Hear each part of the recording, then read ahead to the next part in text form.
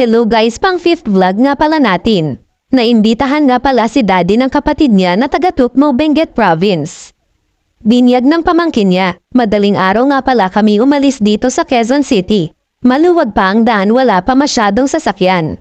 Hindi nga pala kami dumaan sa MacArthur Highway dahil madaming lubak na daan tsaka mga stoplight. Kumanan kami papuntang Balagtas, Bulacan. Okay naman ang daan, wala masyadong stoplight. Lalo na nung nasa Plaridel bypass na kain, grabe ang luwag ng daan at napakahaba ng kalsada at doon na nga rin kami inabutan ng liwanag. Dating gawi fast forward na natin ang video para mabilis matapos.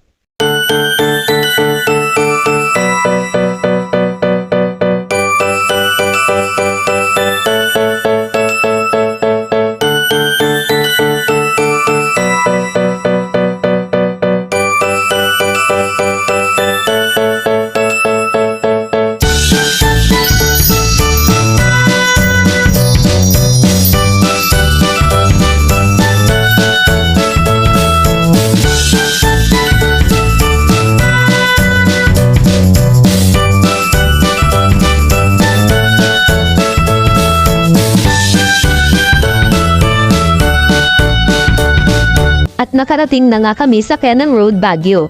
Nararamdaman na nga namin ang lamig sa lugar. Dito pa lang ang ganda na ng mga tanawin.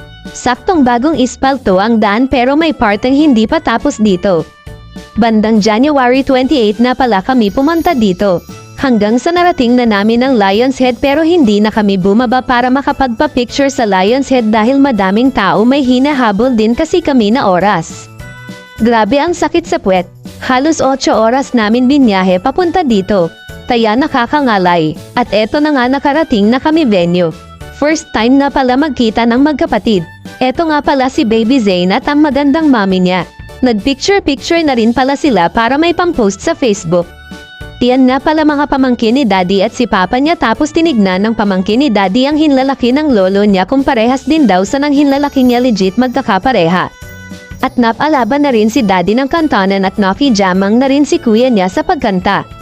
Maaga din pala kami natulog dahil sa pagod at uuwi din kami kinabukasan. Paggising nag-almusal muna kami at konting gala bago umuwi. Sana nagustuhan nyo ang video na to. Maraming salamat sa panunod. Pa-like, follow, at share na rin ang video. Goodbye!